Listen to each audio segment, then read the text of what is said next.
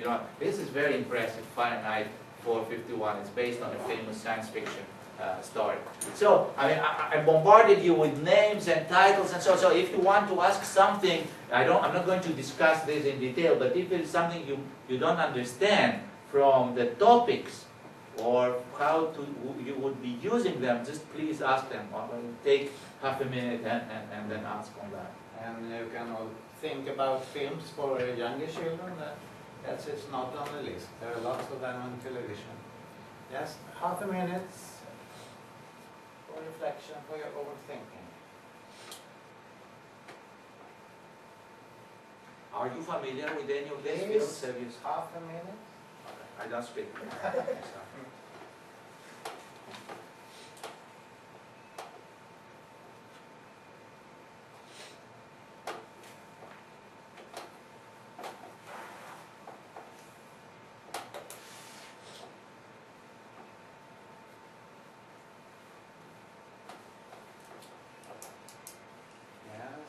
Anything you want to say? Or it's clear enough, Rachel? Yes, Rachel. Maybe you could give me a concrete example of what's called political philosophy, because I know the meaning of the word, but I just don't know what. Okay. Let me explain. Since ancient times, since the beginning of philosophy, philosophers have thought about how to organize a city, how to organize a state. What are the political obligations you have as a citizen? What are the political regimes? What are the political systems that you have in a country? Do you want to have socialism? Do you want to have liberalism? Do you want to have communism? So when anarchism.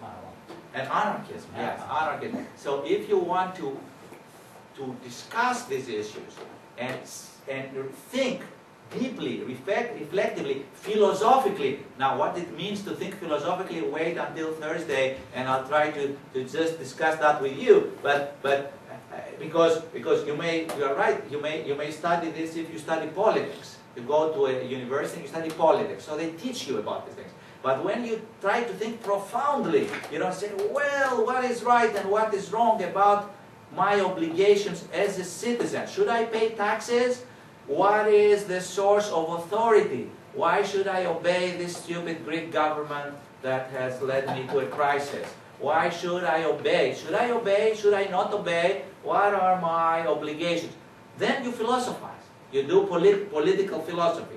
So, to give you an example, this movie, 1900, it's the story of two families in Italy from the beginning of the 19th century, from the 20th century, beginning 1900 and going on to the 70s. So you have the First World War, Second World War, you have communists fighting against the state and so on. You have fascism in Italy, Mussolini and so on. So it gives you a historical a story, but it doesn't just give you a story.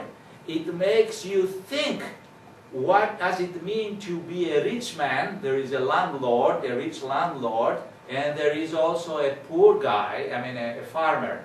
And it shows the relations between landlord and farmer, and they become friends, and it makes you reflect on your political identity. What are you? You are a rich class, so it's social and political thinking. This one, Anarchism and Terrorism, it's the story of an American, played by Burt Lancaster. He plays very well. An American art historian who doesn't care about what is happening in political issues, and then in his rich house, he lives in a very wealthy environment, and he has a very expensive apartment. And suddenly, a left-wing terrorist comes into the house, and he needs help and so on. And it makes you think, why am I helping him? What do I want the society to change? Do I want to have some anarchist or terrorist revolution against the society? And it makes him change his mind. This one. And that one Fahrenheit, which is about the future. It's fantasy. It's science fiction. Imagine a kind of regime, a kind of state in the future where people are not supposed to think critically. It's a dictatorship. And they are not allowed to use books. If you have books in your house, and I have quite a few books in my house, you are punished. There is a police that comes into their house and says, "You have books? Books? That's very dangerous." And they burn them. And the firemen, instead of stopping the fire, they set fire on the books. And there are people who hide books. And so at the end, they learn books by heart. Of course, now that was not at the time of the internet. Now the books may exist in the internet and you cannot burn them. And the best in a good movie, it makes you, it gives you the question, does my action make any difference in the society? Yes. It becomes a personal question. That's universal for every human being. And you know, in China, I mean, I think some of the films of these Yang Yimou films, that they give you the history of China and Maoism and what has been happening. It makes you reflect and think how China evolved, and should I revolt? I mean, there are many interesting questions that arise out of these films. So political philosophy makes you think about politics, which means makes you think about the way a state imposes authority on citizens, how society is organized, what is just in a society, what is a just society. Should we be... So we move on. So we'll move on. Okay, so let's move on. That was all introduction. Now, Woody Allen. Woody Allen is a philosopher. Now, I don't know how many films by Woody Allen you have seen. How many people here have seen at least one more film by Woody Allen apart from the one you saw? At least one. Can you name one movie? I would ask you, can you name a movie? Or, let me name some of it. Manhattan, Annie Hall. You have seen Annie Hall. Or have you seen, let's see, what else, what did you mean? Match Point. Match Point is a very important movie, but there are some less important. There is one funny thing, a movie about which is called What You Always Wanted to Know About Sex, but you were afraid to ask, and it's a kind of a comedy on sex matters. There is one science fiction thing called The Sleeper movie. Take the Money and Run. It's a very funny movie. There are some, generally, they are comedies. Most of the movies are comedies. They make you laugh.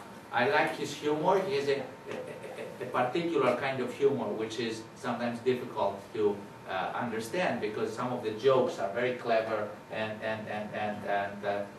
surrealistic. He says some very funny things. Some people don't like him. I like him. Some people find him too clever. I didn't like him before, but when I saw this film twice, I've become better. Jokes are so... I'll give you a private lesson on the other thing. Okay, before I go. If I had the time, I would like to give a course on more than one of his movies. Because I think, look, what I like about Woody Allen, generally, not about the philosophical matters now, he gives you a very good understanding of the neurotic psychology of contemporary America. If you live in New York and you have this you have your psychoanalyst and you go to your psychoanalyst. You have worries about, I mean, there are some very rich people and they think about whether it's just to be so rich. Then human relations, they are very difficult. Many people cheat on each other. There are many love affairs with, you know, his own story. You know that with Mia Farrow. Okay, he was living with Mia Farrow. Was he married? And then I think I'm not sure, maybe he was married too. And Mia Farrow had an adopted child. She had a Korean adopted child. And Woody Allen had an affair with a Korean stepdaughter. I mean, with Mia Farrow, and she divorced him. Mia Farrow was furious, of course. And then he got married, I think, Woody Allen, with Sun Yi, is the name of this Korean woman. So he himself is involved in some situations that people may not approve of. But he has a very humorous way of dealing with this film. Manhattan is one of my favorites. Manhattan and Annie Hall. I would recommend these two films. And he keeps making jokes Let me think of one of the jokes that I like from